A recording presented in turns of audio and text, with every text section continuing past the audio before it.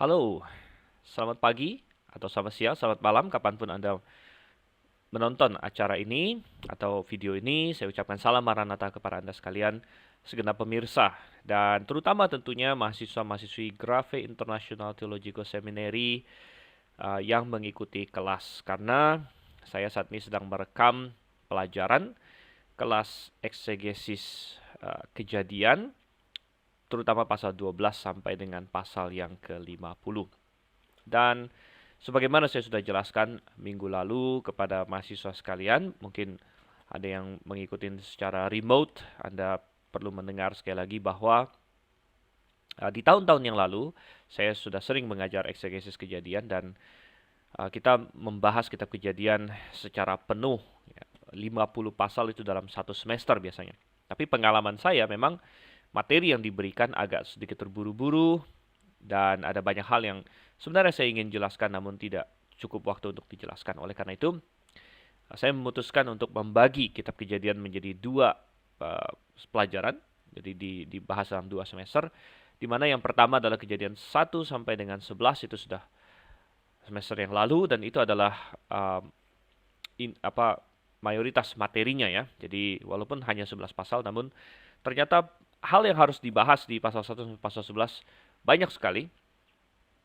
Dan akhirnya kita harus menyelesaikannya sampai dengan pasal 11. Nah, di semester ini kita akan memulai pasal 12 sampai dengan pasalnya yang ke-50.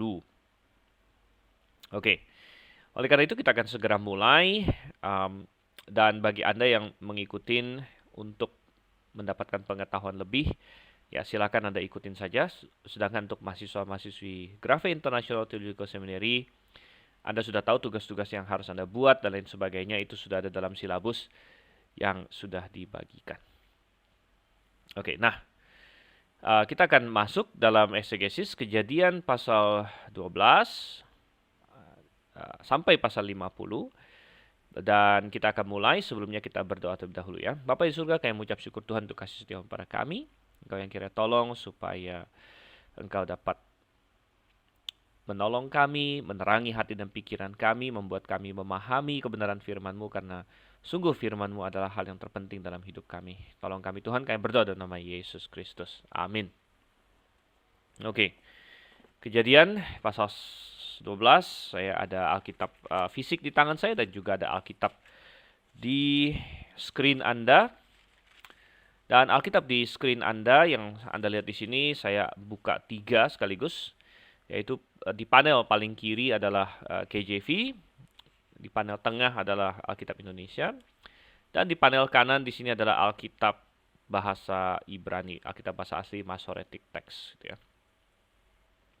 Dan kita baca dulu pertama ayat 1 sampai dengan ayat yang ketiga. Saya akan bacakan di sini. Berfirmanlah Tuhan kepada Abram, pergilah dari negerimu dan dari sanak saudaramu dan dari rumah bapamu ini ke negeri yang akan kutunjukkan kepadamu. Aku akan membuat engkau menjadi bangsa yang besar dan memberkati engkau serta membuat namamu masyhur dan engkau akan menjadi berkat. Aku akan memberkati orang-orang yang memberkati engkau dan mengutuk orang-orang yang mengutuk engkau. Dan olehmu semua kaum di muka bumi akan mendapat berkat. Oke, 3 ayat yang pendek namun 3 ayat yang sangat-sangat penting di dalam sejarah Alkitab dan juga di dalam sejarah penyelamatan dan bahkan sampai kepada eskatologi. Jadi dalam 3 ayat ini terkandung banyak sekali hal yang bisa kita bahas ya. Pertama kita diingatkan dulu, berfirmanlah Tuhan kepada Abram. Kita diingatkan siapa Abram, gitu kan?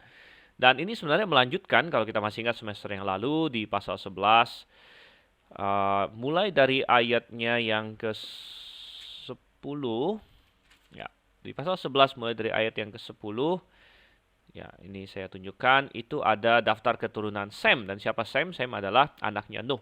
Dan kita tahu bahwa di pasal 1 sampai pasal 11, salah satu peristiwa yang sangat besar terjadi di dunia adalah terjadinya air bah.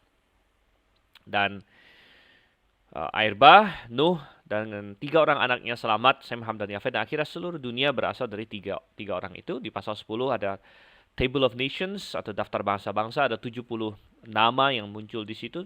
Dan akhirnya menjadi berbagai suku bangsa di dunia ini. Pasal 11 terjadi Menara Babel, akhirnya Tuhan mengacaukan bahasa mereka, muncullah bangsa-bangsa, suku, dan bahasa yang berbeda-beda.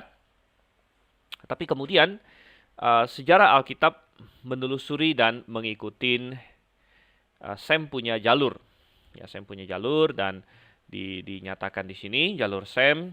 Ya, Sem melahirkan Arpaksad lain sebagainya. Dan tujuannya apa sebenarnya? Tujuannya, dan kadang-kadang ada orang berkata, kenapa Alkitab memberikan kepada kita segala macam silsilah-silsilah ini? Ada banyak silsilah di dalam Alkitab gitu ya. Dan ada banyak sekali silsilah dalam Alkitab, ini salah satu silsilahnya. Dan ada orang yang mungkin tidak paham ya firman Tuhan dan mereka kadang-kadang protes atau sedikit komplain gitu ya. Karena orang-orang ini kita tidak kenal secara pribadi. Sem melahirkan Arpaksad. Siapa Arpaksad ya? Mungkin Sem kita masih tahu lah, ada ceritanya, dia anak Nuh dan sebagainya. Tapi siapa Arpaksad? Arpaksad kemudian melahirkan Selah. Siapa Selah? Apa hubungannya dengan saya dan lain sebagainya kan? Hanya orang berkata demikian. Selah memperanakan Eber. Eber peranakan apa siapa lagi? Peleg di sini. Ayat 17. Peleg memperanakan Rehu. Rehu memperanakan Seruk. Ya, Seruk memperanakan Nahor. Nahor memperanakan Terah. Terah kemudian punya 3 orang anak yaitu Abram, Nahor, dan Haran. Dan kita sudah sedikit memberikan clue bahwa daftar yang ada di Kejadian pasal 11 ini mirip dengan daftar yang di Kejadian pasal 5. Dan Kejadian pasal 5 juga adalah suatu daftar silsilah dari Adam sampai dengan Nuh. Dan ada sedikit paralel di situ di mana ada 10 nama, masing-masing ada 10 nama. Dan diakhiri dengan seorang patriark yang punya 3 orang anak. Kalau di Kejadian pasal 5, saya tuliskan saja ya. Ada Kejadian pasal 5 itu dari Adam sampai Nuh, ya ada 10 generasi. Ya, kemudian diakhiri dengan 3 anak yaitu Sem, Ham, dan Yafet. Ya. Sem, Ham, Yafet. Nah, oke. Biar kelihatan Yafetnya.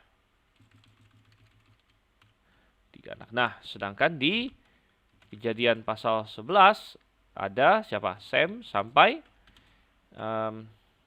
Terah. Ini juga 10 ya. Coba benar nggak 10? Ya, 10. Coba kita lihat ya. Sem, ada Sem. Ya, Sem 1, Arpaksad 2, kemudian Selah 3, Eber 4, Peleg 5, Rehu 6, kemudian siapa lagi?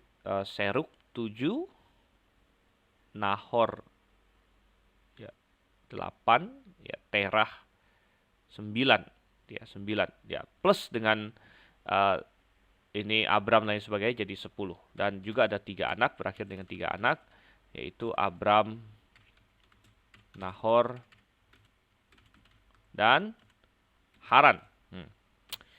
Dan nama-nama ini juga mirip ya. Sem, Ham, dan Yafet. Sem disebut duluan, bukan karena Sem yang paling besar, kita sudah bahas, Yafet yang lebih besar. Dan Abram, Nahor, dan Haran juga disebut bukan karena Abram yang paling besar. Yang paling besar adalah Haran sebenarnya. Haran adalah yang paling tua. Jadi sangat mirip di sini. Dan kita bertanya, untuk apa silsilah-silsilah ini? Ya, silsilah-silsilah ini penting.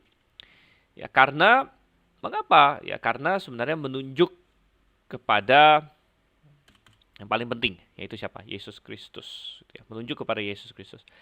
Kenapa menunjuk kepada Yesus Kristus itu penting? Ya, kita kembali kepada kejatuhan dalam dosa di dalam Kejadian pasal 3.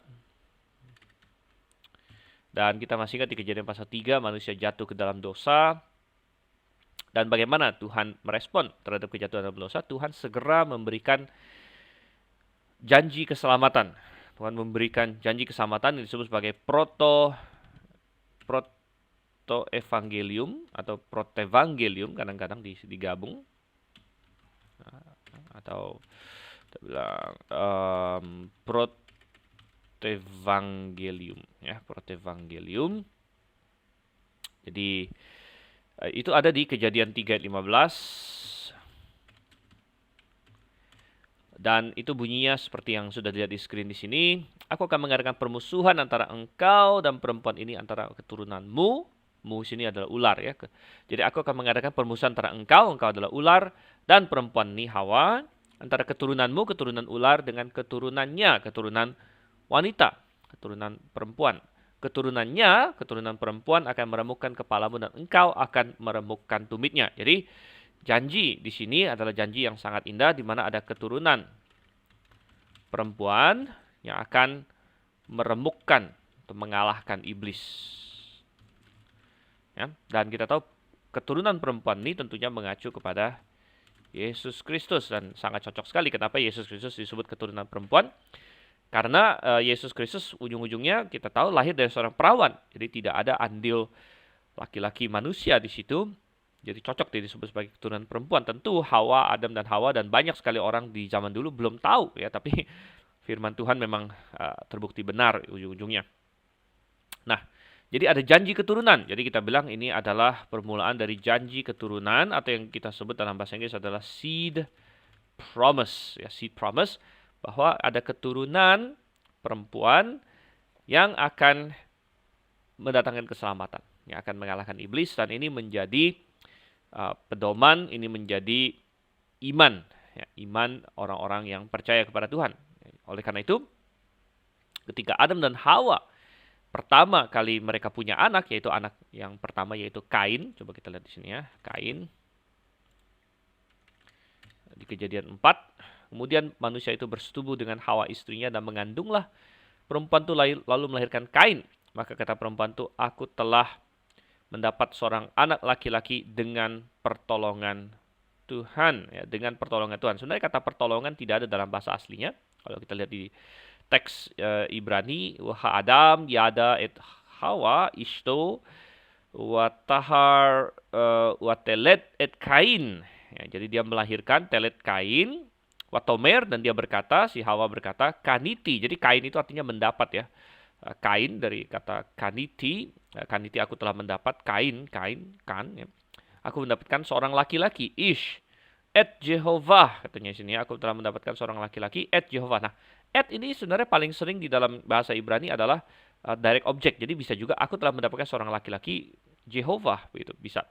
Tapi et memang bisa berarti dengan juga. Dengan. Tapi kok ada dengan Jehovah gitu. Jadi maksudnya jadi kata pertolongan di sini menjadi suatu penafsiran sebenarnya. KJV kasih from the Lord.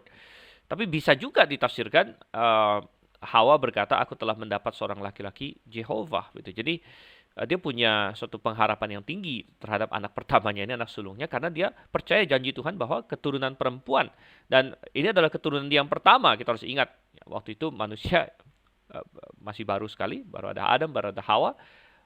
Ini pertama kali dia melahirkan, ya, dia baru tahu melahirkan itu seperti apa, dan dia dapat seorang anak, dan dia berpikir, nah inilah yang Tuhan janjikan, keturunan perempuan, gitu, keturunan perempuan. Namun dia tidak tahu bahwa Kain akhirnya bukan menjadi juru selamat, Kain malah menjadi seorang pembunuh, dan keturunan perempuan yang dimaksud masih jauh ya, karena akhirnya dia punya anak-anak yang lain lagi. Dan anak-anak yang lain lagi. Tapi yang jelas Adam dan Hawa menunjukkan iman mereka kepada Tuhan, bahwa Tuhan akan mendatangkan keselamatan berdasarkan apa? Berdasarkan keturunan perempuan di sini. Nah, iblis juga tahu. Iblis tahu, oleh karena itu iblis berusaha mengacaukan keturunan perempuan. Nah, kita baca itu di dalam Kejadian pasal 6. Ini adalah serangan iblis terhadap ya, janji keturunan perempuan, dan kita membaca di situ Kejadian pasal 6 bahwa anak-anak Allah yang adalah malaikat, ya, karena istilah Bnei Elohim itu adalah istilah yang hanya pernah dipakai untuk malaikat di dalam Perjanjian Lama. Bnei Elohim katanya di sini ya. Dikatakan di ayat 2 sons of God, ya, Bnei Ha Elohim. Bnei Ha Elohim ini adalah istilah mengacu kepada malaikat, ya, dan malaikat-malaikat, dan ada sebagian malaikat tertentu yang rupanya punya kecenderungan untuk dosa seksual gitu. Dan mengenai ini ada kita bahas di dalam kelas ya yang sudah lalu di Kejadian pasal 6. Saya tidak akan panjang lebar lagi mengargumentasikannya. Tapi Bnei Ha Elohim ini, malaikat-malaikat ini, mereka punya kecenderungan dosa seksual, dan mereka dipakai oleh komandan mereka, komandan tinggi mereka yaitu Lucifer, untuk melakukan hubungan intim atau persetubuhan dengan wanita-wanita ini. Dia menghasilkan raksasa-raksasa kaum Nephilim di sini, dan maksud dan tujuan iblis adalah supaya merusak janji keturunan perempuan ini. Dan akhirnya Tuhan menghancurkan dunia dengan air bah, dan malaikat-malaikat yang punya kecenderungan dosa seksual ini Tuhan hukum semuanya. Tuhan hukum, Tuhan ikat ya, Tuhan belenggu. Itu ada di dalam kitab Yudas dan juga di dalam 2 Petrus gitu.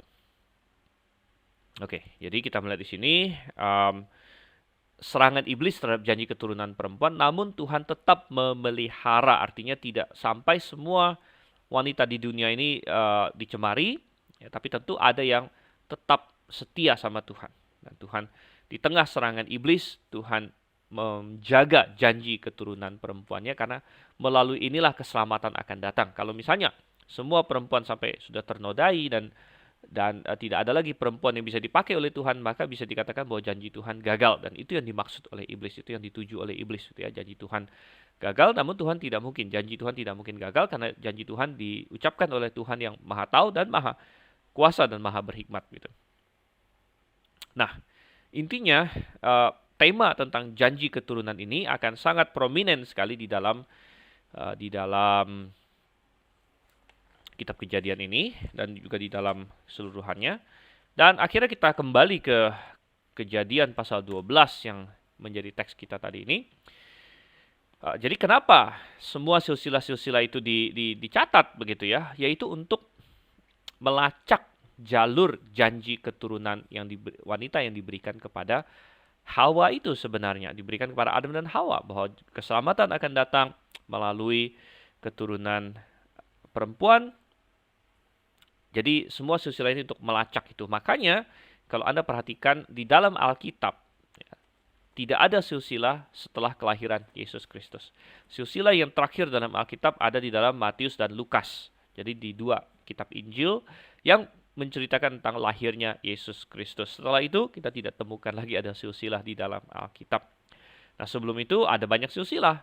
Ya, dan karena itu semua adalah untuk melacak datangnya Mesias. Memang ada silsilah-silsilah lain yang silsilah sampingan, tapi itu semua adalah data-data pendukung. Data pendukung ya. Ada silsilah tentang orang-orang yang di luar jalur Mesias, ada memang, tapi itu semua untuk mendukung ya. Jalur utama yaitu kelahiran Mesias, datangnya Mesias. Oke, dan kembali ke Kejadian pasal 12. Jadi di Kejadian pasal 12 ini kita tahu akhirnya Tuhan memilih. Jadi jalur keturunan wanita ini kan pertama Tuhan kasih ke Adam dan Hawa. Hawa lah ya, Hawa. Jadi coba saya kasih lihat ya, saya ketikkan di sini. Jadi janjinya diberikan kepada Adam dan Hawa. Tentunya anak mereka ya. Lalu apa yang terjadi? Adam dan Hawa, kemudian dari Adam dan Hawa bisa dipilih. Dia kan ada banyak anak kan. Ada Kain, ada Habel, ada Set. Ini 3 yang kita ketahui. Nah, tentu dia punya anak-anak yang lain lagi. Jelas dia punya anak wanita yang kita tidak tahu, karena Kain punya istri, Set punya istri. Yaitu adalah saudara-saudara mereka. Tadinya Hawa pikir Kain, karena Kain adalah yang pertama lahir. Namun ternyata Kain bukan. Dan Alkitab berkata Kain berasal dari si jahat. Dia malah ikut iblis. Dia termasuk keturunan iblis. Nah, bukan keturunan fisik ya, karena saya tahu bahwa ada satu teori yang berkata bahwa Kain itu hasil selingkuhnya Hawa dengan iblis. Tapi itu adalah teori yang kacau ya, teori yang kacau. Karena jelas-jelas di Kejadian 4 ayat 1 dikatakan Adam bersetubuh dengan istrinya Hawa dan melahirkan Kain. Jadi jelas-jelas Alkitab sudah mengajar dengan sangat tegas bahwa Kain adalah hasil keturunan Adam dan Hawa, bukan. Jadi teori ini sangat kacau. Teori ini mengatakan bahwa makan buah pengetahuan baik dan jahat itu adalah eufemisme. Maksudnya makan buah itu adalah dia bersetubuh dengan iblis gitu. Nah, kita bilang itu tidak ada seperti itu ya. Alkitab tidak pernah malu-malu masalah bersetubuh. Kalau dia bersetubuh ya dia bilang bersetubuh begitu. Biasanya memakai kata mengenal dan sebagainya. Tapi kita melihat bahwa Adam bersetubuh dengan istrinya Hawa, lalu lahirlah Kain. Nah, tapi Kain adalah keturunan rohaninya iblis. Ya, artinya dia akhirnya memilih untuk ikut cara-caranya iblis. Dia adalah pembunuh manusia dan lain sebagainya. Jadi ingat bahwa ada perseteruan antara keturunan iblis, keturunanmu dengan keturunan perempuan gitu. Ya, jadi ada keturunan yang ikut Tuhan, ada keturunan yang ikut iblis ya. Dan Manusia seperti itu. Sampai ke zaman Tuhan Yesus, orang Yahudi berusaha untuk membunuh Tuhan Yesus. Akhirnya Yesus tunjuk mereka dan berkata, kamu ini anak dari bapak kalian, iblis, katanya, anak bapak. Lalu mereka bilang, kami anak Abraham, kami anak Abraham loh. Tuhan bilang, kalau kamu anak Abraham, Abraham senang dengan menanti-nantikan hari-hariku. Abraham percaya kepada Tuhan gitu. Ya, kalian malah mau membunuh aku. Ya, jadi dari ini semua, ya, Kain dan Habel, ya itu gagal, gitu ya. Kain karena dia bukan ini, akhirnya dia pilih ikut iblis. Habel karena dia dibunuh.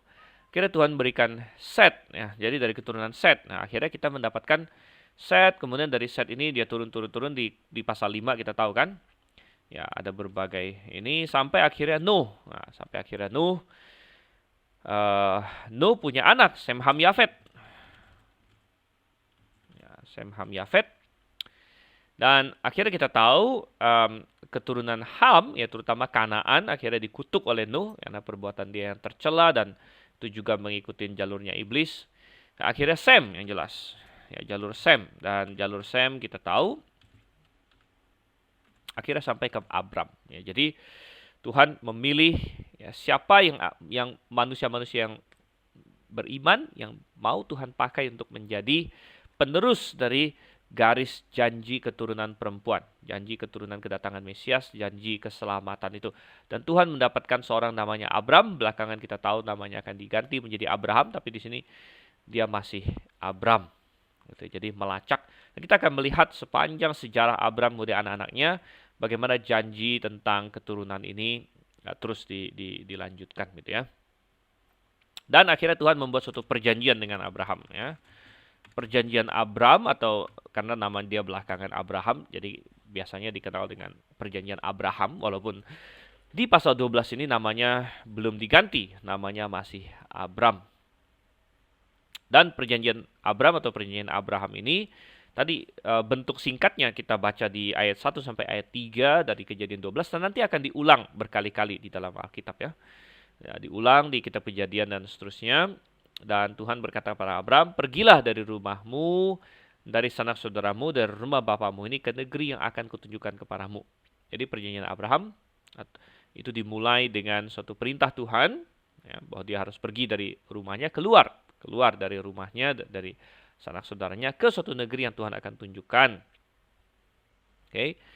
Dan tapi apa yang Tuhan janjikan kepada Abram kalau dia mau melakukan itu, maka Tuhan berjanji ayat 2, aku akan membuat engkau menjadi bangsa yang besar. Jadi pertama ada aspek keturunan. Nah, jadi ada sambungannya, ya.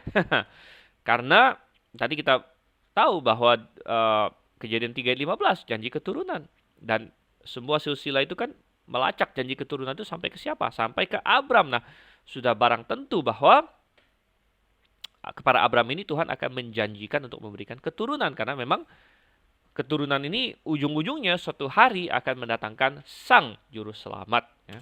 Jadi keturunan, bahkan bukan keturunan kepala tanggung, akan menjadi suatu bangsa, katanya. Bangsa yang besar, ya. Jadi keturunan, aku akan membuat engkau menjadi bangsa yang besar. Dan yang menarik adalah bahwa Abram di sini belum punya anak waktu itu. Ya, belum punya anak, dan itu sudah ada di pasal 11. Di pasal 11, ya, ayat 30, Sarai itu mandul, tidak mempunyai anak. Oke. Ya, jadi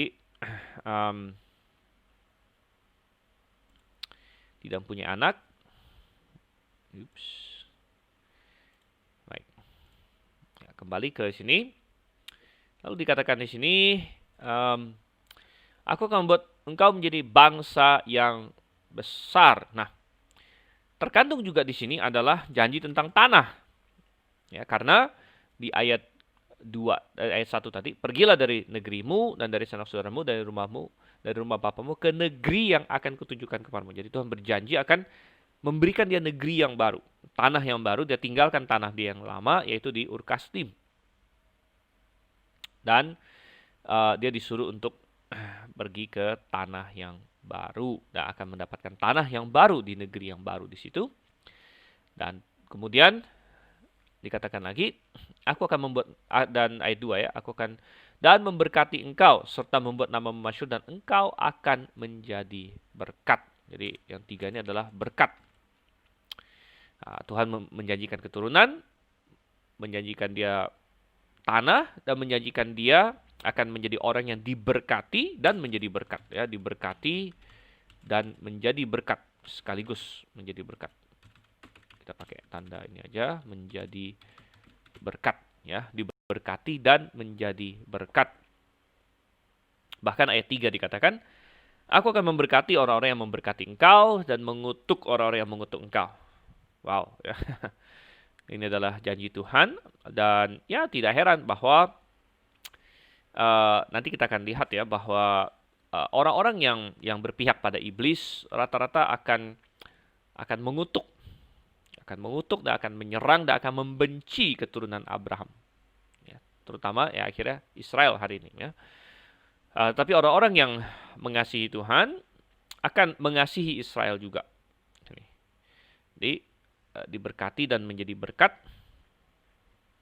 Dan katanya olehmu semua kaum di muka bumi akan mendapat berkat. Dan ini sangat menarik, olehmu semua kaum di muka bumi akan mendapat berkat. Jadi ini berkaitan semuanya. Berkaitan tadi dengan masalah keturunan. Ingat keturunan ini kan tadi kita bicara soal Kejadian 3:15. Ada keselamatan yang akan datang. Dan di sini juga keturunannya Abraham bukan keturunan sembarang keturunan, tapi olehmu semua bangsa di bumi akan mendapat berkat. Jadi ini terutama bicara mengenai keselamatan. Bagaimana Abraham akan memberkati seluruh dunia melalui keturunannya, yaitu Yesus Kristus yang akan memberkati seluruh dunia dengan mendatangkan keselamatan. Jadi itu sangat jelas sekali.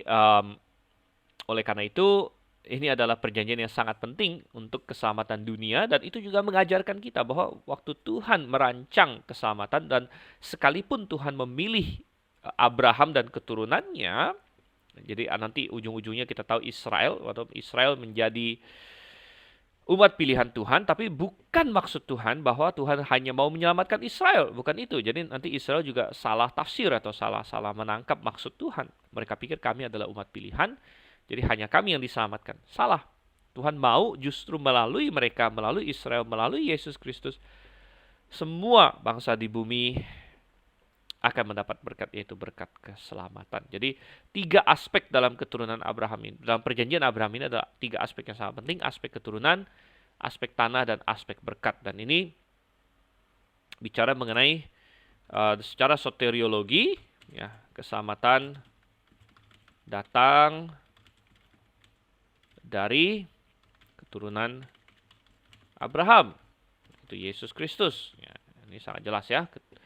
Dan keselamatan datang dari keturunan Abraham, yaitu Yesus Kristus. Sehingga kita bilang bahwa orang yang bukan keturunan Abraham ya, berada di luar keselamatan. Ya. Nah, jadi di luar keturunan Abraham, ya berarti di luar keselamatan. Tetapi ya, di dalam Yesus Kristus, ya, ketika kita percaya kepada Yesus Kristus, kita bisa menjadi keturunan rohani Abraham. Kita menjadi keturunan rohani Abraham. Kita bukan hari ini keturunan fisik Abraham, tapi kita bisa menjadi keturunan rohani Abraham karena kita memiliki iman yang sama dengan iman Abraham. Gitu ya. Nah, ini jelas di dalam Roma pasal 4 misalnya. Saya bukakan ya, Roma pasal 4.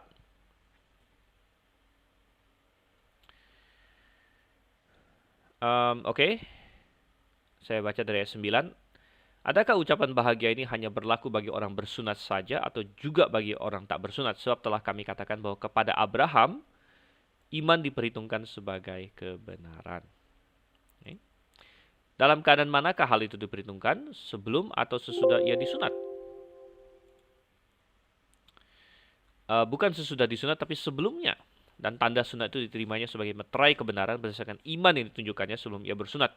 Demikianlah ia dapat menjadi bapak semua orang percaya yang tak bersunat, supaya kebenaran diperhitungkan kepada mereka. Jadi Abraham bisa menjadi bapak Bapak orang yang tak bersunat juga berdasarkan iman. Jadi iman kita sama dengan iman Abraham.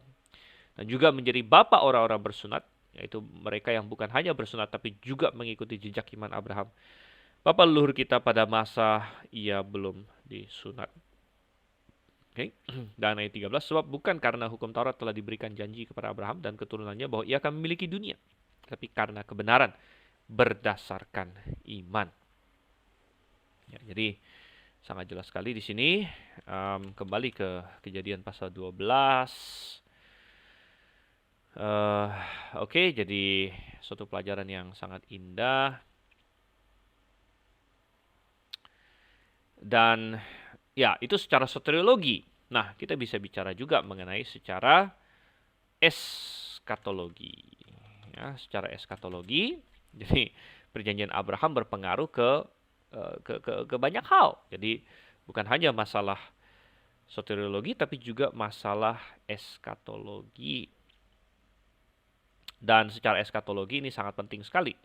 Jadi perjanjian Abraham membawa dampak bahwa ya, keturunan Abraham ini siapa begitu? Keturunan Abraham ini, oke nanti kita bahas ya. Tapi keturunan Abraham akan ya tetap menjadi bangsa yang besar ya, dan memainkan peran penting dalam dunia ya, karena intinya menjadi pemimpin dunia ya. Jadi keturunan Abraham tetap akan menjadi bangsa yang besar, memainkan peran penting dalam dunia, menjadi pemimpin dunia karena mereka dijanjikan menjadi bangsa yang besar, kemudian dikasih tanah oleh Tuhan. Tanahnya di mana? Ya, tahu tanah Kanaan. Itu tanah Kanaan yang hari ini disebut Palestina, tanah Palestina, tanah Kanaan, Timur Tengah sana, gitu ya. Dan bahwa mereka akan menjadi pemimpin dari seluruh dunia, bangsa-bangsa dunia ini, gitu ya. Dan ya, keturunan Abraham siapa? Ya, siapa keturunan yang dimaksud? Ya, Abraham punya anak siapa? Ismail, Ishak, kemudian ada banyak lagi yang lain, anak-anak keturah. Karena setelah Sarah mati, Abraham ada menikah lagi dengan seorang wanita namanya Keturah dan dia punya cukup banyak anak, ada ya macam-macam ya, ada Midian, ada Medan juga di sana yang sering dijadikan lelucon karena orang Medan katanya, orang Medan dari keturunan Abraham, tapi Medan ini beda ya, Medan yang beda lagi. Dan dari semua ini Tuhan perjelas bahwa yang jelas Ishak. Ya, yang jelas Ishak bukan Ismail yang menjadi pewaris ya. Bukan Medan, Midian, entah siapa lagi yang lain di situ. Ya, kemudian anak Ishak juga punya anak, ada Esau dan ada ya Yakub, dan Tuhan juga jelas ternyata yang Tuhan pilih adalah Yakub. Ya, jadi Yakub ini akhirnya Tuhan namakan Israel. Jadi keturunan Abraham yang dimaksud sini adalah Israel. Ya, Israel yang datang dari Ishak, dari Yakub dengan 12 anak ya, 12 anak atau suku. Dan secara eskatologi kalau begitu, bagaimana? Ya, apakah kita tetap percaya bahwa Tuhan akan menepati janjinya? Dan karena perjanjian Abraham yang ada di pasal 12 ini kita akan lihat nanti akan diulangi lagi gitu, dalam Alkitab. Dan kalau kita percaya bahwa Tuhan tetap akan menepati janjinya, maka kita harus percaya sampai kepada ya, kalau kita, saya tuliskan ya, percaya bahwa perjanjian Abraham ini akan digenapi secara real, maka kita akan sampai kepada posisi eskatologis premilenialisme. Premilenialisme. Ya, artinya apa? Apa itu premilenialisme? Bagi Anda yang belum ambil eskatologi, ya kalau Anda sudah ambil eskatologi, mestinya Anda sudah paham ini. Ini adalah pandangan yang Alkitabiah, ya, premilenialisme itu Alkitabiah, itu benar dalam Alkitab, bahwa pre itu artinya sebelum. Ya, bahwa Tuhan Yesus akan datang sebelum ya, kerajaan 1000 tahun. Ya. Kenapa dia datang sebelum? Justru untuk ya, mendirikan kerajaan 1000 tahun itu. Dan di dalam kerajaan 1000 tahun, itulah ya, segala ya perjanjian ya, Allah dengan Israel akan digenapi secara full dan real. Ya. Ya, jadi misalnya bahwa Israel akan memimpin bangsa-bangsa, bahwa Israel akan menjadi negara nomor 1 di dunia, ya, dan akan menjadi berkat bagi semua bangsa dan lain sebagainya. Jadi itu semua akan digenapi di masa milenium. Ya. Nah, alternatifnya adalah pandangan A milenium dan pandangan post milenium. Nah, A milenium dan post milenium. Dan pandangan A milenium berkata bahwa kita tidak menantikan lagi ada milenium, tidak menantikan ada milenium. Jadi semua janji-janji Tuhan kepada Israel gimana? Oh, itu sudah diambil alih oleh gereja, katanya. Ya, jadi menafsirkan secara alegoris, ya, sudah diambil alih oleh gereja. Tapi kita heran juga kalau misalnya saya janji kepada seseorang, saya janji kepada Anda, misalnya saya janji kepada Anda bahwa saya mau kasih uang sama Anda, ini janji nih, saya janji kasih uang sama Anda, lalu kemudian Anda suatu hari tagih, mana janjinya? Saya bilang, oh itu sudah saya kasih ke si B, orang lain lagi, jadi sudah janjinya sudah dialihkan. Nah, Anda bilang, loh kok bisa dialihkan, kan kamu janjinya sama saya, gitu kan? Tidak bisa ya. Post milenium juga sama, post milenium percaya bahwa Yesus Kristus akan datang setelah kerajaan milenium selesai. Dan kerajaan milenium menurut mereka, menurut post mil adalah bahwa itu dunia akan dikristenkan. Ya, dan Postmil juga percaya bahwa Israel tidak ada efeknya hari ini, dan semua janji-janji Israel juga sudah diambil alih oleh gereja menurut mereka. Jadi itu juga suatu kesalahan. Intinya Amil dan Postmil salah melihat perjanjian Abraham ini, karena perjanjian Abraham ditujukan kepada Abraham dan keturunannya, keturunan fisiknya. Nah, apakah kita orang Kristen tidak ikut ambil bagian? Kita ikut ambil bagian, tapi kita tidak menggantikan Israel. Jadi Israel begini, saya kasih ilustrasi. Kalau Tuhan janji sama A, ya Tuhan pasti akan tepatin kepada A, karena Tuhan tidak mungkin ingkar janji. Nah, tidak mungkin ya, janji itu dialihkan ke B, kita bilang. Tidak mungkin janji itu dialihkan ke B. Ya. Tidak mungkin. Nah, A itu Israel, keturunan Abraham. B itu kita yang bukan keturunan Abraham. Tapi ingat bahwa tadi kita katakan di dalam Yesus Kristus kita menjadi keturunan Abraham secara rohani, ya, secara rohani. Tapi kita aslinya bukan keturunan Abraham. Nah, tetapi kita bilang bisa saja Tuhan meluaskan janji kepada B juga. Nah, itu boleh gitu. Jadi saya begini, saya janji kasih kamu uang, ya, maka saya harus tepatin itu karena saya janji sama kamu. Ya. Tapi kemudian saya bilang, saya juga mau kasih uang ke B, boleh gitu. Jadi saya kasih uang ke kamu tetap, dan saya kasih uang juga ke B. Ya itu boleh karena Tuhan meluaskan janjinya. Meluaskan janjinya ya. Tapi tidak bisa gini, saya nggak jadi kasih kamu, saya alihkan ke B gitu. Itu ingkar janji namanya. Ingkar janji namanya kan. Saya janji ke kamu, lalu kemudian saya bilang, oh saya sudah kasih ke B loh, kan janjinya sama saya gitu, kok kasihnya ke B. Tapi boleh nggak saya janji ke kamu, dan saya mau tambahkan ke B juga? Boleh, itu sih hak saya. Artinya saya tetap tepatin janjinya saya sama kamu, tapi saya mau masukkan juga si B ini. Saya kasih juga ke B, boleh. Jadi kita yang non-Yahudi, non-Israel, sebenarnya kita mendapat bagian di dalam perjanjian Abraham bukan karena kita menggantikan Israel. Bukan. Tapi karena kita ikut masuk gitu. Kita ikut masuk. Jadi janji yang tadinya untuk Abraham, untuk keturunannya, yaitu untuk Israel, kokoh. Kita dimasukkan ke dalam.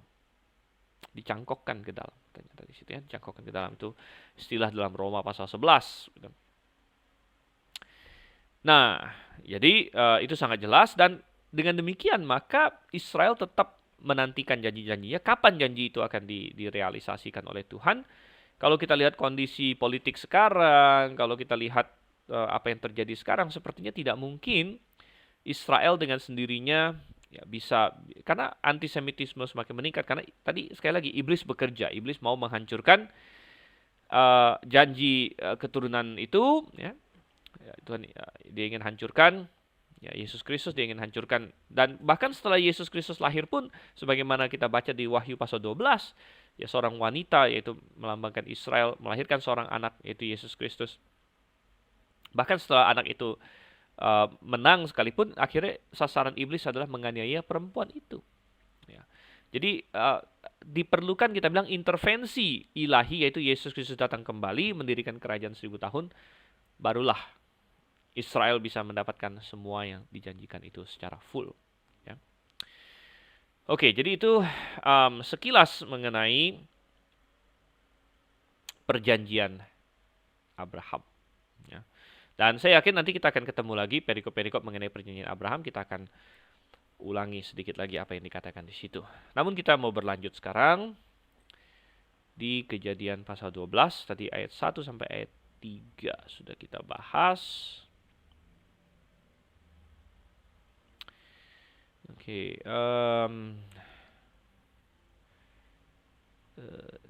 di sini ya.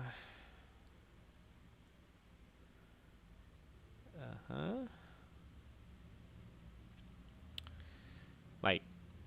Ayat 4. Lalu pergilah Abram seperti yang difirmankan Tuhan kepadanya, dan Lot pun ikut bersama-sama dengan dia.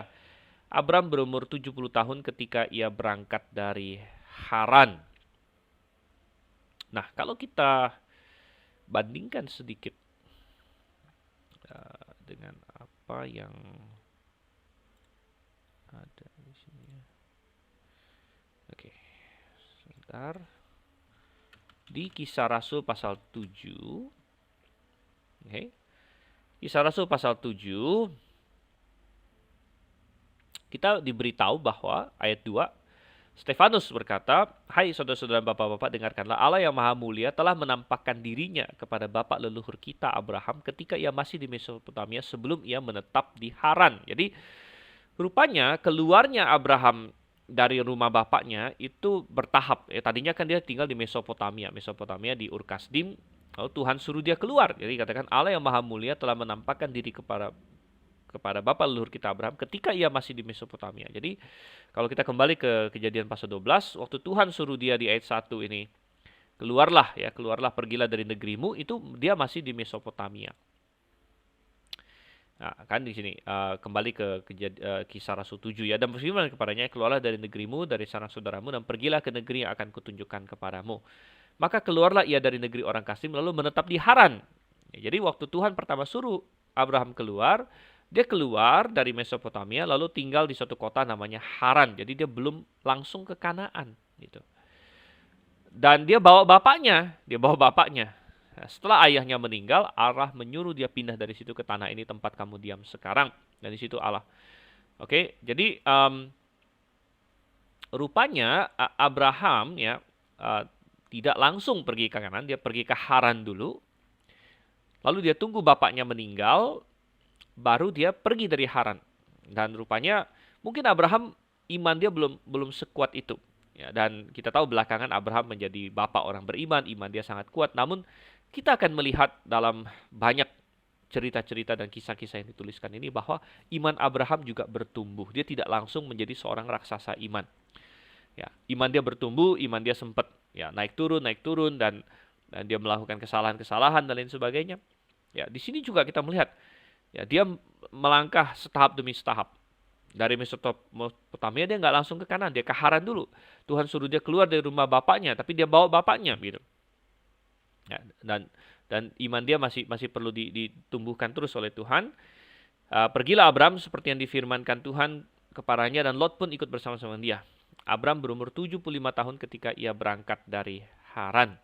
Dan kita tadi dikasih tahu di Kisah Rasul bahwa setelah ayahnya meninggal, Allah menyuruh dia pindah dari tanah itu. Jadi rupanya waktu Abram berumur 75 tahun, bapaknya meninggal.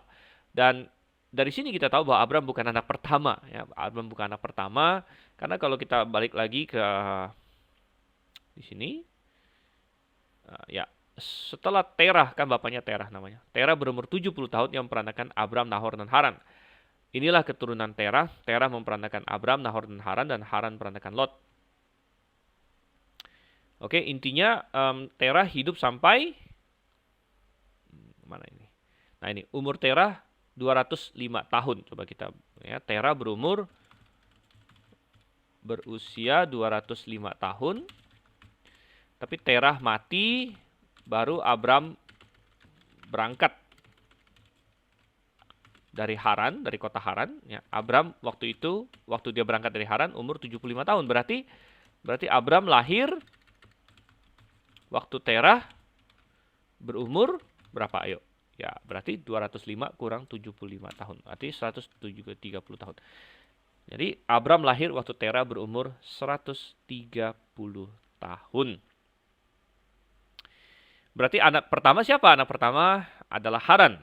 Ya, karena Haran akhirnya punya anak yang menjadi istrinya ini Nahor malah ya. Nah, perhatikan di sini.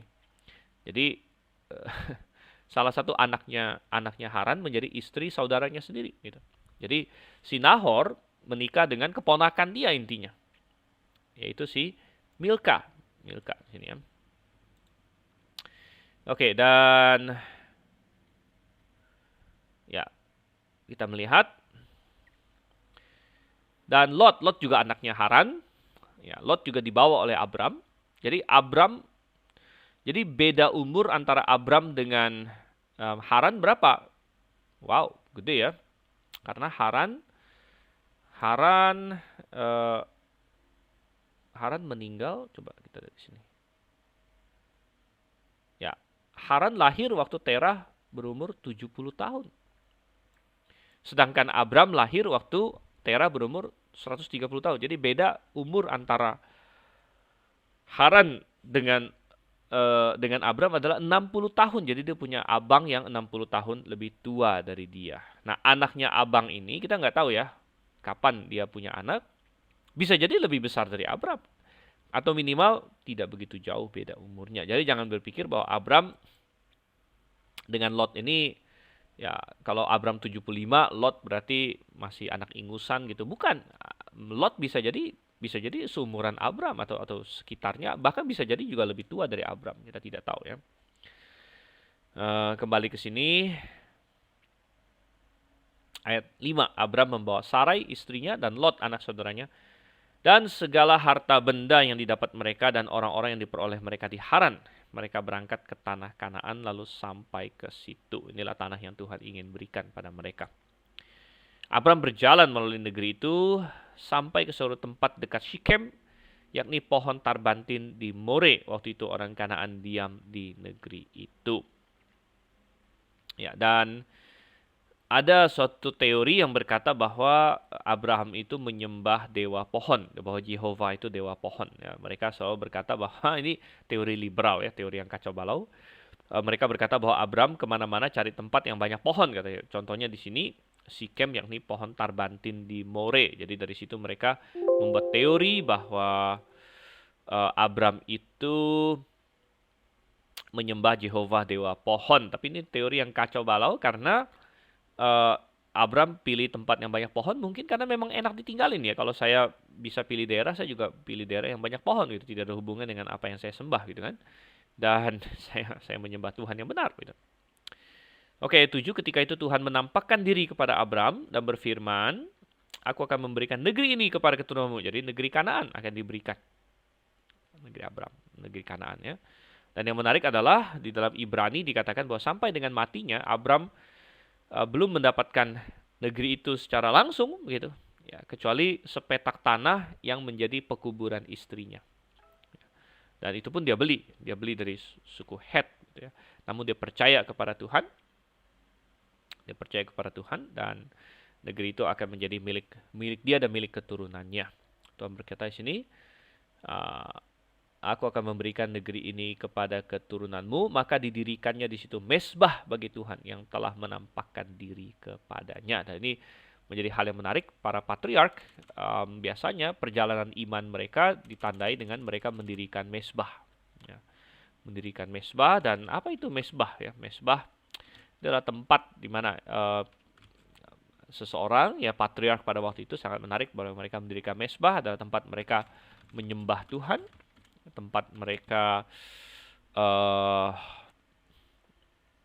bersekutu dengan Tuhan, ya, tempat mereka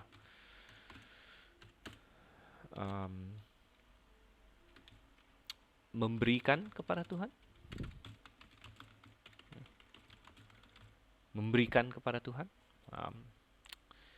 ya tempat mereka tunduk kepada Tuhan dan lain sebagainya. Ya. Nah hari ini kita tidak dirikan mesbah lagi, saudara. Jangan Anda pergi kemana-mana dirikan mesbah, gitu ya. Kita tidak di zaman itu lagi. Tapi prinsip-prinsip yang ada di mesbah bisa kita pakai. Ya, kita menyembah Tuhan, kita bersekutu dengan Tuhan, kita memberikan pada Tuhan. Bahkan Roma 12 ayat 1 dikatakan apa persembahan kita yang sejati itu apa? Ibadah kita yang sejati itu apa? Ibadah kita yang sejati adalah mempersembahkan diri kita.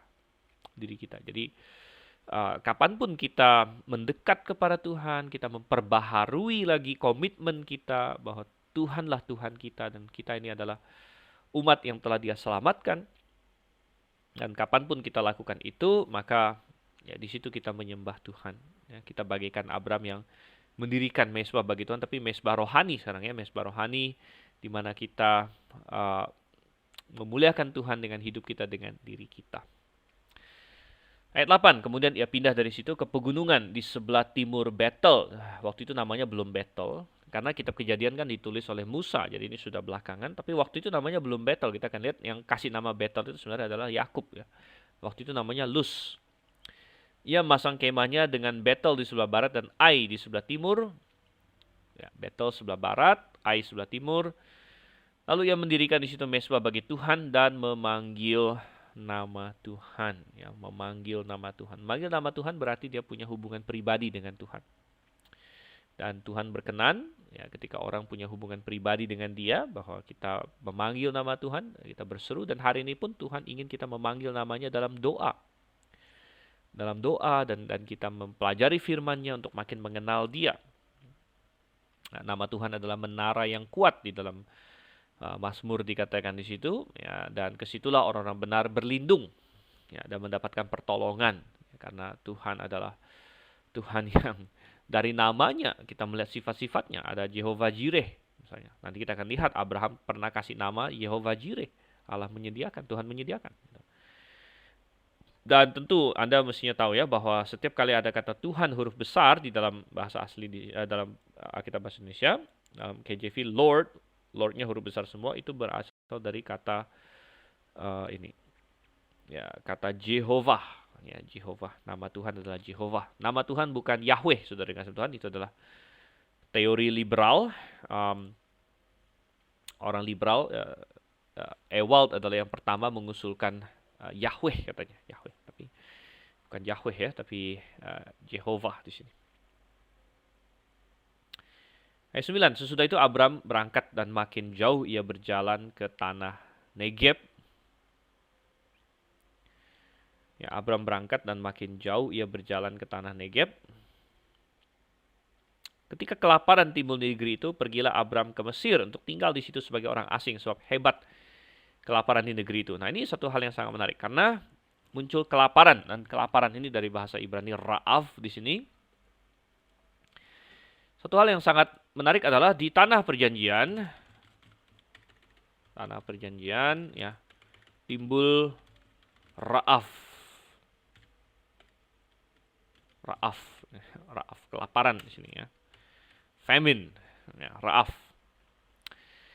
Dan ini bukan kali pertama tentunya, tapi ini pertama tercatat, dan ini bukan kali terakhir yang jelas. Nah, kita akan lihat di banyak kesempatan lain akan banyak timbul berulang kali kelaparan di tanah Kanaan. Nah, kita kadang-kadang bertanya, kenapa di tanah yang Tuhan janjikan kok bisa timbul kelaparan begitu? Nah, itu macam-macam, ya, macam-macam. Kadang-kadang itu karena dosa. Ya, misalnya di zaman Israel, ya, Elia pernah berdoa minta Tuhan tutup langit selama 3,5 tahun nggak hujan. Ya, Anda bisa bayangkan kelaparan hebat di situ. Kadang-kadang kelaparan karena musuh mengepung dan sebagainya, itu adalah karena dosa mereka. Tapi kadang-kadang Tuhan mengizinkan kelaparan terjadi juga untuk menguji anak-anaknya, termasuk Abram di sini. Ya, Tuhan biarkan, dan itu mengindikasikan kepada kita bahwa sekalipun kita berjalan bersama dengan Tuhan, ya, sekalipun Abraham berjalan bersama dengan Tuhan dan kita ikut perintah Tuhan, kita pergi ke negeri yang Tuhan tunjuk, bukan berarti hidup kita lalu tidak ada masalah dengan Tuhan. Jadi banyak sekali orang punya konsep yang salah bahwa kalau hidup saya ikut Tuhan, saya mestinya nggak dapat masalah, nggak menghadapi tantangan. Itu salah. Karena tantangan-tantangan ini justru adalah sesuatu yang Tuhan pakai untuk makin membuat kita maju di dalam Tuhan, makin membuat kita uh, bergantung sama Tuhan, makin membuat kita karakter kita dibentuk oleh Tuhan. Ya. Dan Abraham di sini memutuskan untuk pergi ke Mesir. Ya, kelaparan timbul negeri itu. Pergilah Abraham ke Mesir untuk tinggal di situ sebagai orang asing sebab hebat kelaparan di negeri itu. Dan ini adalah suatu kesalahan. Ya, kita bisa melihat ini sebagai suatu kesalahan. Mengapa? Ada beberapa alasan. Ya, tentu nomor satu karena kita bisa lihat apa yang terjadi nanti di Mesir itu menunjukkan bahwa ini adalah suatu kesalahan. Dan juga Tuhan di beberapa ayat sebelumnya, di ayat 7 misalnya, Tuhan sudah jelas-jelas berkata, aku akan memberikan negeri ini kepada engkau dan kepada keturunanmu. Jadi negeri Kanaan lah yang Tuhan berikan. Mestinya Abraham punya cukup iman untuk berkata, Tuhan telah menjanjikan negeri ini kepada saya. Tuhan pasti punya cara untuk menjaga saya di negeri ini. Jadi kita melihat bahwa Abram tidak meminta pertimbangan Tuhan apakah dia boleh pergi ke Mesir atau tidak di sini. Belakangan terjadi peristiwa yang sama di zamannya Ishak. Saya akan kasih lihat di Kejadian pasal 26 di sini. Nah, di Kejadian 26 nanti maka timbullah kelaparan di negeri itu. Ini bukan kelaparan yang pertama yang telah terjadi pada zaman Abraham. Berarti jadi di zaman Ishak terjadi kelaparan, tapi ternyata kita ingat bahwa ternyata di zaman Abraham juga pernah terjadi kelaparan. Sebab itu Ishak pergi ke Gerar kepada Abimelek raja orang Filistin. Lalu Tuhan menampakkan diri kepadanya serta berfirman, janganlah pergi ke Mesir, diamlah di negeri yang akan kukatakan kepadamu. Jadi perhatikan, Tuhan tidak ingin Ishak pergi ke Mesir, Tuhan ingin dia tinggal di Kanaan. Nah, memang kita bisa berargumen bahwa bagaimana dengan kasus Yakub, karena Yakub juga pernah mengalami kelaparan ya. Dan akhirnya Tuhan suruh dia pergi ke Mesir. Karena ada Yusuf di situ, tapi itu adalah kasus spesial itu di mana memang Tuhan punya rencana mereka harus ke Mesir menjadi budak dan lain sebagainya. Tapi di zaman Ishak dan di zaman Abraham tidak ada indikasi Tuhan ingin mereka pergi ke Mesir. Jadi adalah suatu kesalahan bagi dia untuk pergi ke Mesir dan seharusnya itu punya cukup iman untuk tinggal di tanah itu. Sekali lagi kita melihat pertumbuhan iman Abraham. Dan demikian juga kita, kalau kita tahu kita berada dalam kehendak Tuhan, sekalipun ada kesusahan, kita jangan lalu mau keluar dari kehendak Tuhan. Misalnya, macam-macam. Ya, kehendak Tuhan dalam hal gereja misalnya ya. Kadang-kadang saya mendapatkan ada orang yang akhirnya dia menggabungkan diri dengan gereja yang benar. Ya, saya tahu ada banyak anggota jemaat misalnya yang saya layani. Mereka mengambil keputusan untuk ikut Tuhan, mereka memberi diri dibaptis, mereka bergabung dengan gereja. Lalu apa yang terjadi? Mereka dilanda kesusahan. Ada yang kecurian, ada yang mengalami kedukaan, ada keluarganya yang meninggal. Banyak ya saudara kasih Tuhan. Itu adalah tantangan-tantangan yang dihadapi. Tapi janganlah lalu berkata, karena ada kesusahan saya mundur saja. Ya, tidak, jangan. Ya. Tetap berada di dalam kehendak Tuhan di sini. Kita lanjut di ayat yang ke-11. Pada waktu ia akan masuk ke Mesir, berkatalah ia kepada Sarai istrinya, memang aku tahu bahwa engkau adalah seorang perempuan yang cantik parasnya. Dan kita ingat, wow luar biasa ya, perempuan yang cantik parasnya. Apabila orang Mesir melihat engkau, mereka akan berkata, itu istrinya. Jadi mereka akan membunuh aku dan membiarkan engkau hidup. Katakanlah bahwa engkau adikku, supaya aku diperlakukan mereka dengan baik. Karena engkau dan aku dibiarkan hidup oleh sebab engkau. Sesudah Abram masuk ke Mesir, orang Mesir itu melihat bahwa perempuan itu sangat cantik. Dan ketika punggawa-punggawa Firaun melihat Sarai, mereka memuji-mujinya di hadapan Firaun sehingga perempuan itu dibawa ke istananya. Oke, jadi ternyata yang menjadi perhatian Abram di sini adalah bahwa Sarai itu cantik, ya. Bahkan terlalu cantik. Nah, rupanya ada suatu pelajaran yang penting juga bahwa kalau Anda menikah dengan perempuan yang cantik, bisa juga menjadi masalah begitu ya. Ada istilah terlalu cantik juga, terlalu cantik sehingga menimbulkan masalah. Dan ternyata Sarah ini cantik luar biasa. Dan kita harus ingat bahwa Abram waktu itu kan umur 75. Ya, 75 atau 76, kita nggak tahu sudah berapa lama berlangsung semenjak dia masuk Kanaan. Ke 70-an lah begitu. Dan kita tahu belakangan bahwa Sarai itu umurnya 10 tahun lebih muda dari Abram. Jadi kalau Abram 75 berarti Sarai 65. Dan sekali lagi kita tidak tahu sudah berapa lama berlangsung, bisa jadi dia 60-an akhir atau bahkan 70. Dan untuk wanita yang seumur itu, wow, dia masih sangat cantik sekali. Jadi luar biasa saudara kasih Tuhan ya, sangat cantik sampai-sampai Firaun dikatakan di sini kepincut begitu ya. Firaun kepincut dan jadi mau memiliki dia. Ya kita bisa berkata bahwa zaman itu memang umur manusia lebih panjang dan Abraham sendiri umurnya 175, Sarai umurnya 127 tahun. Jadi 127 tahun kalau umur 60-70 berarti masih setengah ya. Jadi kalau hari ini sama dengan wanita umur 30-an 40-an lah begitu, 30-an 40-an tahun. Um, Ya tapi biasanya wanita 30-an 40-an tahun tidak membuat orang jadi tergila-gila ya. Biasanya wanita yang masih 20-an tahun itu pada prima-primanya ya kalau zaman sekarang gitu ya. Namun rupanya Sarai ya sangat cantik sekali sehingga Abraham meminta dia untuk mengatakan dia adalah saudaranya. Katakanlah bahwa engkau adikku. Nah, ini sebenarnya adalah setengah benar ya, setengah benar atau secara teknis benar kita bilang, secara teknis benar. Karena apa? Karena memang dia adalah adik tirinya, belakangan kita tahu. Namun ini adalah suatu kebohongan. Suatu kebohongan kenapa? Karena tujuannya adalah untuk menipu. Ya, jadi ini suatu kebohongan. Tujuannya menipu dan akhirnya ketika kita melihat di sini, jadi Anda boleh mencoba berkelit dan lain sebagainya. Tapi kalau Anda memang mencoba menipu orang, ya Anda tetap tujuannya menipu. Gitu. Dan akhirnya Firaun mengambil Sarai masuk ke istananya. Nah ini adalah intinya. Anda boleh ngomong apa saja, tapi kalau Anda membiarkan istri Anda dibawa ke istana orang lain, ini menjadi tanda tanya begitu. Di mana iman Abraham di sini? Jadi Abraham takut mati di sini mestinya. Ya, dia takut dia akan dibunuh. Dan sepertinya concernnya Abraham ini bukan concern yang berlebih-lebihan. Artinya Abraham jauh lebih tahu di masa dia hidup itu memang tidak ada polisi, tidak ada hak asasi manusia, tidak ada segala macam itu. Jadi dia sangat concern masalah ini, dia sangat khawatir ya. Dan itu bisa jadi benar, tapi mestinya Abraham punya iman kepada Tuhan karena Tuhan sudah berkata bahwa dia akan memberikan Abraham keturunan. Dan karena Tuhan berjanji memberikan kepada Abraham keturunan, maka Abraham bisa berkata bahwa saya belum punya keturunan, maka Tuhan pasti akan melindungi saya. Ya, Tuhan akan melindungi saya karena Tuhan sudah janji memberikan keturunan pada saya, janji bahwa saya akan diberkati, saya akan menjadi berkat, saya akan menjadi bangsa yang besar, sedangkan sampai sekarang saya belum punya anak gitu.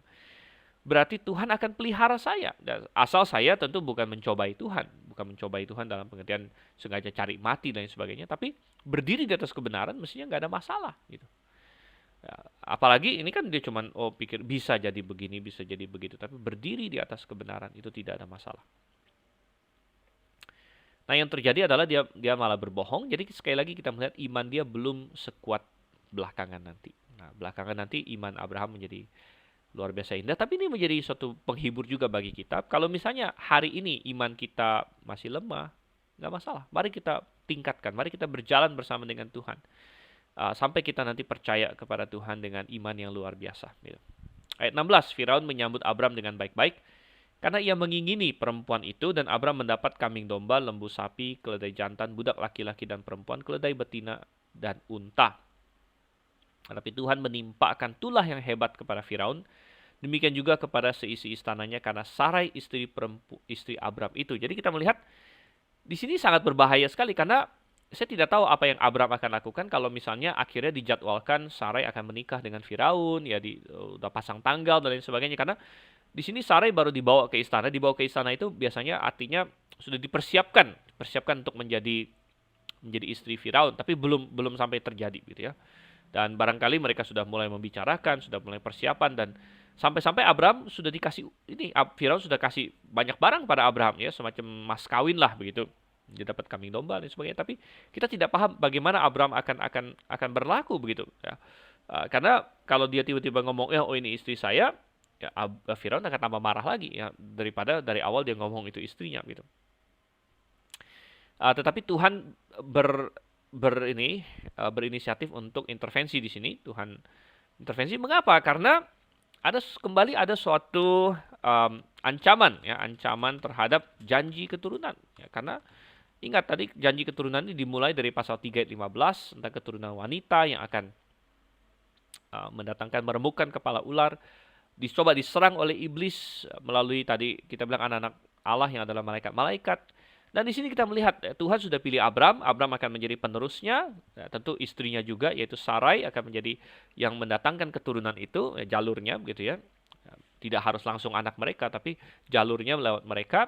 Dan iblis langsung tahu, dan iblis langsung memakai Firaun di sini untuk menyerang, ya, mengambil istri Abram, dan juga diperparah oleh ketidakberimanan Abram itu sendiri. Mestinya Abram dengan tegas mengatakan, tidak, ini istri saya, gitu. Ini istri saya, apalagi Tuhan sudah janji kasih saya anak, gitu kan. Masa istri saya dikasih ke orang, gitu. Jadi gabungan ancaman terhadap janji keturunan itu biasa dari serangan iblis, ya, dan juga dari kegagalan manusia, kegagalan berimanan manusia, membahayakan janji keturunan ini. Sarai mau diambil, tapi Tuhan melindungi. Kenapa Tuhan mau melindungi? Ya, Tuhan intervensi. Tuhan selalu intervensi. Di Kejadian pasal 6, Tuhan intervensi dengan mendatangkan air bah, menghancurkan semua yang jahat, menyisakan remnant, yaitu Nuh dan anak-anaknya dan menantu-menantunya. Dan di sini Tuhan intervensi. Ayat 17, Tuhan menimpakan tulah yang hebat kepada Firaun, demikian juga kepada seisi istananya, karena Sarai, istri Abram itu. Lalu Firaun memanggil Abram serta berkata, apakah yang telah kau perbuat ini terhadap aku? Mengapa tidak kau beritahukan bahwa ia istrimu? Mengapa engkau katakan dia adikku sehingga aku mengambilnya menjadi istriku? Sekarang inilah istrimu, ambillah dan pergilah. Wow, sudah kesimpulan. Abraham atau Abram di sini namanya belum diubah, dimarahin oleh Firaun. Firaun yang tidak mengenal Tuhan memarahin Abraham, kenapa kamu bohong gitu sama saya gitu ya. Nah, ini suatu hal yang sangat luar biasa ya, sangat luar biasa. Ketika kita sebagai orang percaya kita gagal untuk berjalan bersama dengan Tuhan, ketika kita gagal untuk melakukan perintah Tuhan, maka kadang-kadang kita malah jadi dimarahin oleh orang yang tidak mengenal Tuhan. Ya, ini rasanya tidak enak sekali. Rasanya sangat tidak enak dan mesti menjadi pelajaran bahwa kita merenung, wah benar juga ya, kenapa malah orang yang nggak mengenal Tuhan yang marahin saya begitu. Ya, apalagi kita sebagai orang Kristen, kalau misalnya kita mengenal Tuhan, ya, tapi kita tidak hidup ya, misalnya kita melakukan bohong, kita melakukan korupsi, kita melakukan mencuri, kita melakukan hawa nafsu, macam-macam dosa-dosa yang lain, lalu kadang-kadang Tuhan pakai orang yang bahkan tidak mengenal Tuhan untuk memarahin kita. Nah, itu harus menjadi suatu pelajaran, suatu teguran bagi kita gitu. Lalu Firaun memerintahkan beberapa orang untuk mengantarkan Abram pergi bersama-sama dengan istrinya dan segala kepunyaannya. Ya, jadi sekilas mungkin ada yang bertanya, wah enak dong Abraham akhirnya istrinya dapat lagi, plus sudah dapat segala macam kambing domba lagi, kan Firaun sudah sempat ini kasih dia ini ya, kambing domba, lembu sapi, keledai jantan, budak laki-laki. Wow, udah dapat banyak harta. Dan akhirnya dia seperti tidak kena masalah. Tapi apakah benar demikian? Nah, ternyata tidak. Kita masuk ke pasal 13. Nah, akhirnya mereka keluar dari Mesir karena memang bukan tujuan Tuhan dia ke Mesir. Maka pergilah Abram dari Mesir ke tanah Negeb dengan istrinya dan segala kepunyaan, dan Lot pun bersama-sama dengan dia. Nah, ayat 2, adapun Abram sangat kaya, banyak ternak, perak, dan emasnya. Ia berjalan dari tempat persinggahan ke tempat persinggahan, dari tanah Negeb sampai dekat Betel, di mana kemahnya mula-mula berdiri antara Betel dan Ai, ke tempat mesbah yang dibuatnya dahulu di sana. Disitulah Abram memanggil nama Tuhan. Jadi setelah mengalami suatu semacam kekalahan rohani atau suatu keterpurukan rohani di Mesir, di mana dia kalah terhadap tantangan, dia berbohong ya, walaupun akhirnya Tuhan tolong dia kembali ke mesbah yang pernah dia bikin, dia mengingat lagi dedikasi dirinya kepada Tuhan. Nah, ini harus menjadi suatu pelajaran bagi kita juga bahwa kadang-kadang kita harus kembali lagi kita ingat lagi komitmen kita. Kalau di dalam Wahyu dikatakan kita kembali lagi ke kasih kita yang mula-mula.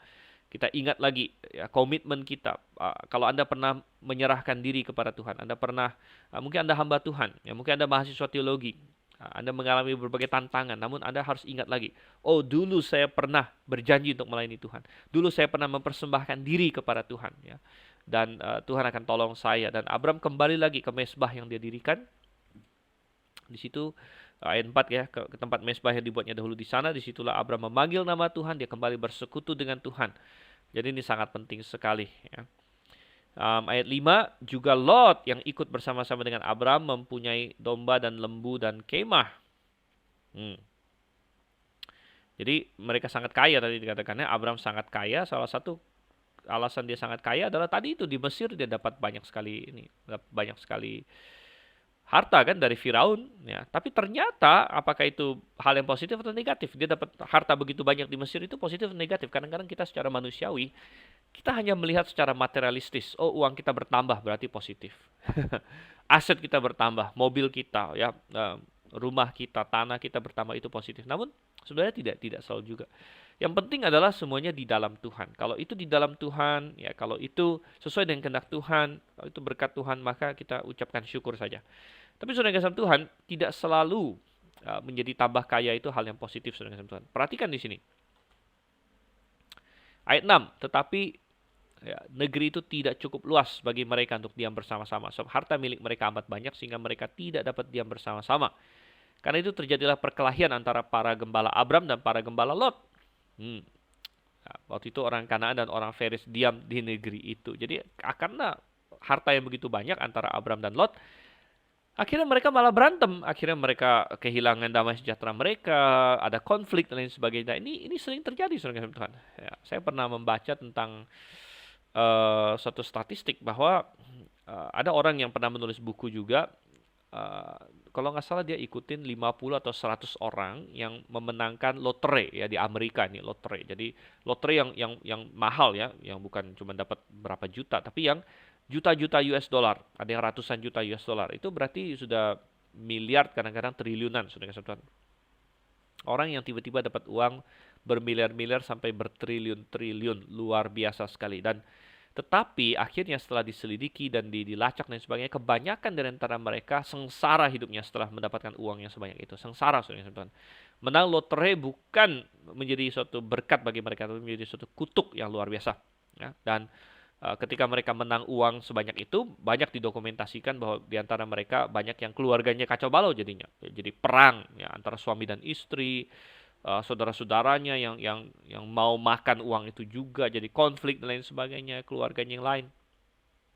Belum lagi begitu banyak orang yang akan berusaha untuk ingin bersama dengan Anda karena ingin uang Anda. Anda tidak bisa membedakan antara yang asli dengan yang palsu lagi. Jadi wow, betapa luar biasa. Menjadi kaya belum tentu adalah berkat. Nah, hari ini ya banyak orang pokoknya saya harus jadi kaya. Pokoknya saya harus jadi kaya. Ya, saudara-saudara, Alkitab sudah tulis ya, karena ingin menjadi kaya ada banyak orang yang jatuh ke dalam berbagai-bagai kesusahan. Jangan itu menjadi tujuan kita. Tujuan kita harusnya saya mau hidup bagi Tuhan. Nah, ini saya mau hidup bagi Tuhan. Kalau saya mau hidup bagi Tuhan, Tuhan akan cukupi kebutuhan saya. Hidup bagi Tuhan. Nah, ini adalah harus menjadi perhatian kita. Oke, ayat 8. Maka berkatalah Abram kepada Lot, janganlah kiranya ada perkelahian antara aku dan engkau, antara para gembalaku dan para gembalamu, sebab kita ini kerabat, katanya ya. Ya, ini menarik sekali juga kata kerabat di sini, saudara, kita ini saudara ya, katanya akhim di sini.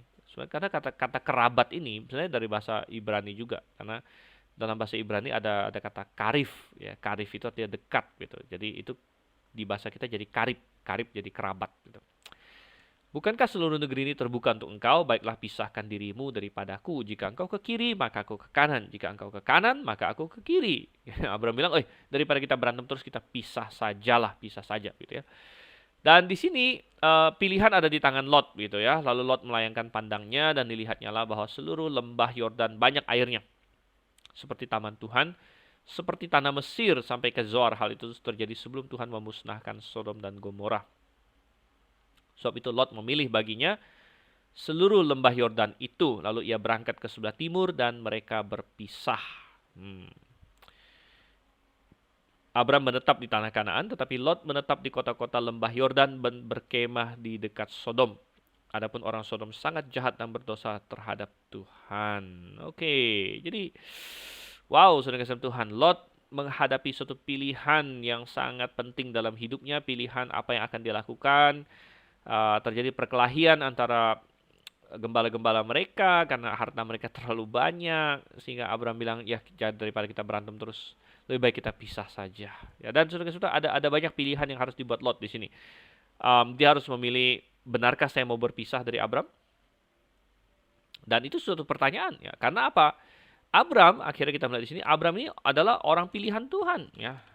Abram adalah, dan mestinya Lot sudah tahu bahwa Yehova menampakkan diri kepada Abram dan bahwa Abram ini adalah orang benar, orang beriman, dan Abram adalah orang pilihan Tuhan, kita bilang ya, orang pilihan Tuhan, dan dia menjadi tiang penopang dasar kebenaran. Karena waktu itu zaman bapak-bapak sebagai tiang penopang dasar kebenaran, nih biasa kita singkat TPDK ya.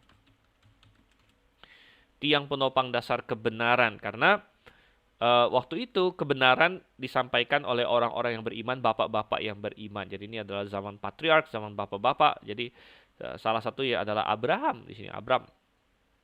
Dan pada Abram ada kebenaran, Tuhan menyertai Abram, dan Lot harus membuat keputusan, apakah saya akan berpisah dari Abram atau tidak. Ya, mestinya dia bisa berkata, oh janganlah, kita jangan berpisah, karena saya tahu Tuhan menyertai engkau, saya tahu engkau adalah tiang penopang dasar kebenaran, dan ya udah, saya marahinlah gembala-gembala saya, kita cari solusi lain misalnya kan.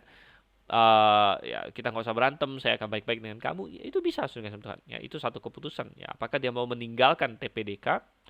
Tapi kemudian setelah dia memutuskan untuk meninggalkan Abram, lalu ada keputusan lain, mau kemana, mau pergi kemana gitu. Dan intinya adalah suatu pelajaran ya. Dan kita bisa tahu bahwa kalau kita baca belakangan-belakangan lagi di pasal-pasal selanjutnya dari kitab Kejadian, jelas Lot membuat keputusan yang salah. Karena apa? Dia di ayat 10 dikatakan dia dia melayangkan pandangnya dan melihat seluruh lembah Yordan ya, yang begitu subur, begitu makmur, begitu kaya, dan akhirnya dia memilih untuk pergi ke sana. Tetapi ya, ada satu komentar Tuhan di ayat 13. Adapun Sodom sangat jahat dan berdosa kepada Tuhan. Jadi ini harus menjadi pertimbangan dia sebenarnya di dalam Mazmur pasal 1. Memang Mazmur belum ditulis pada zaman itu, tapi prinsipnya sudah ada sebenarnya. Mazmur pasal 1 dikatakan apa? Berbahagialah orang yang tidak berjalan menurut nasihat orang fasik, tidak berdiri di jalan orang berdosa, tidak duduk dalam kumpulan pencemooh. Dan intinya kesalahan Lot di sini adalah, kita bilang ya, Lot membuat keputusan berdasarkan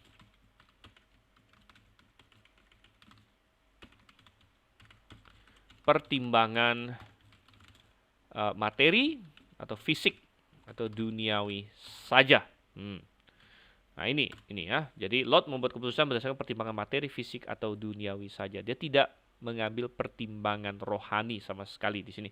Nah, sebenarnya pertimbangan rohani mestinya wow, tunggu dulu. Ya, ini memang tempat yang makmur, ini tempat yang begitu kaya raya, saya bisa dapat uang banyak. Namun bagaimana pengaruh tempat ini terhadap saya secara rohani, dan bukan hanya itu, bagaimana pengaruh tempat ini terhadap keluarga saya, kepada istri saya, kepada anak-anak saya. Bagaimana keputusan ini mempengaruhi kerohanian kami. Ini yang tidak dipertimbangkan oleh Lot sama sekali. Mata dia hanya berubah hijau begitu. Wah, ini tempat yang makmur, ini tempat yang kaya, saya bisa kaya raya di sini. Dan memang mungkin secara materi benar bahwa dia bisa kaya di situ. Ya, namun apa efeknya? Nanti kita akan lihat di pasal 18 dan seterusnya. Akhirnya mereka menjadi orang Sodom, saudara-saudara. Mereka menjadi orang Sodom.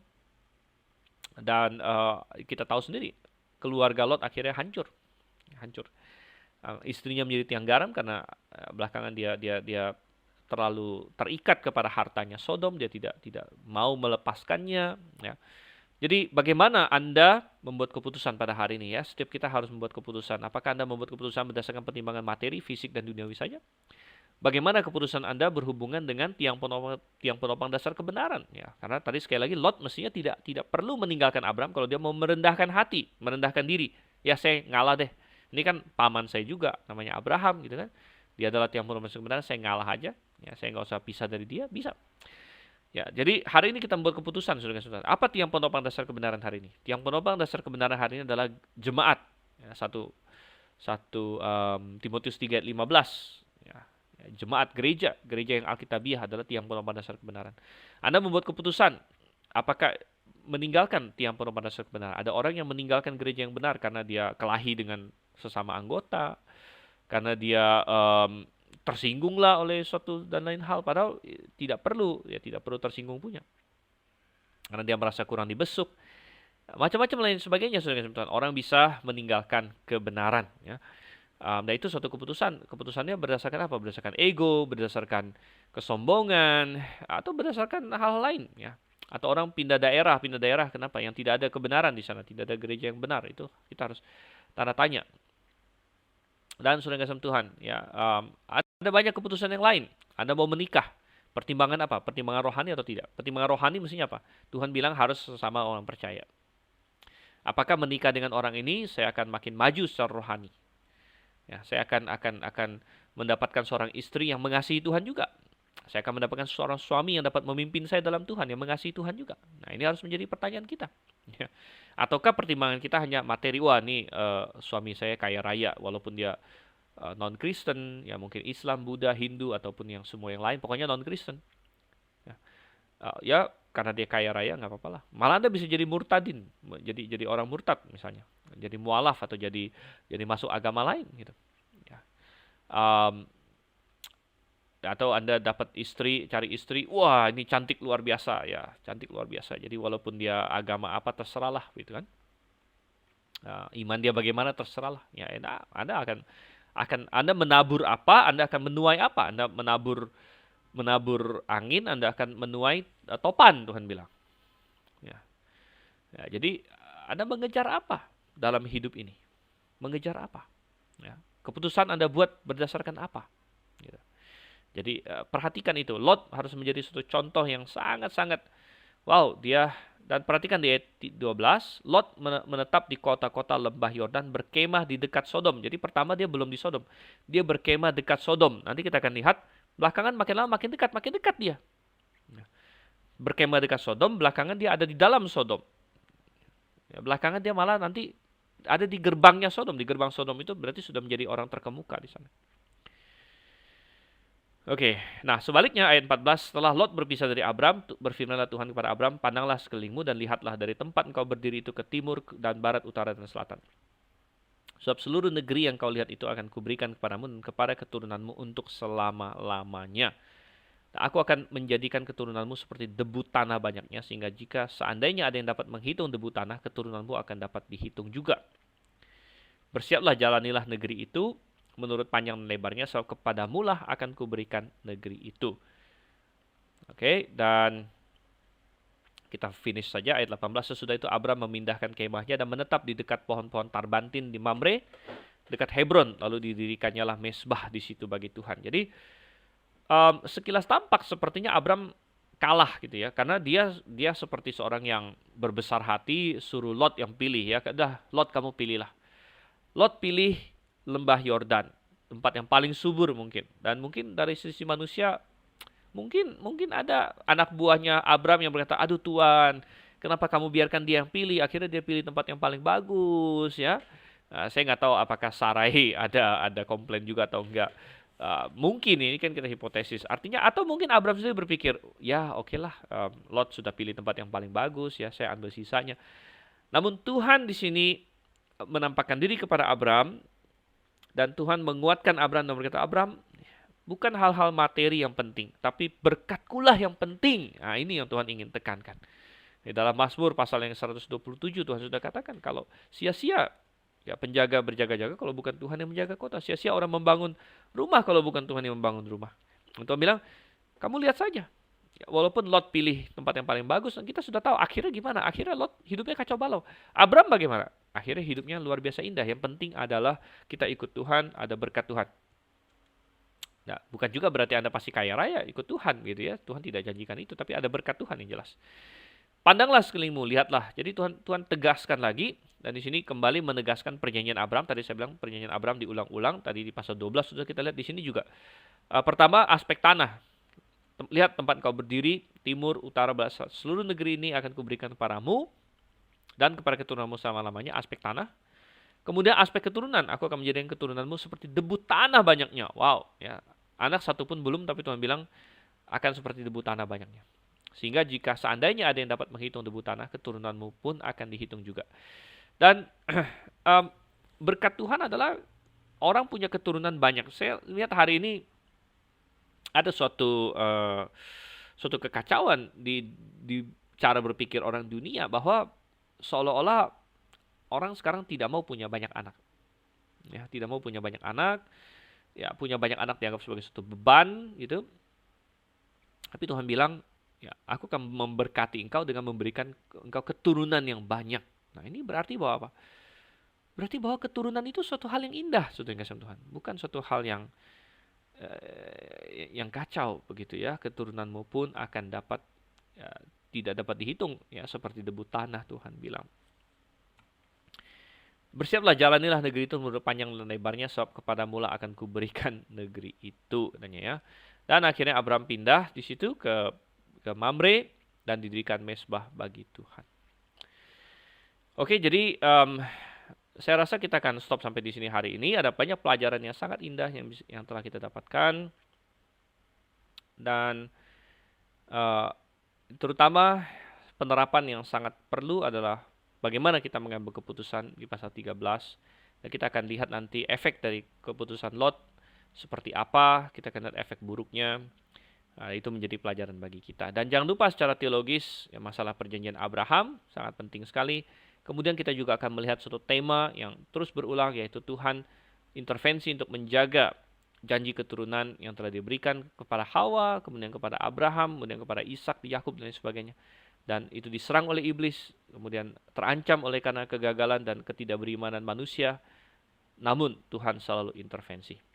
Oke, saya rasa kita stop sampai di sini. Kita berdoa. Terima kasih Tuhan, kasih setiamu. Bantu kami untuk memahami firman-Mu bukan hanya secara teoritis, namun supaya kami dapat memahaminya dengan sebaik-baiknya. Terima kasih Tuhan. Kami berdoa dalam nama Yesus Kristus. Amin. Sampai berjumpa di kelas berikutnya. Maranatha.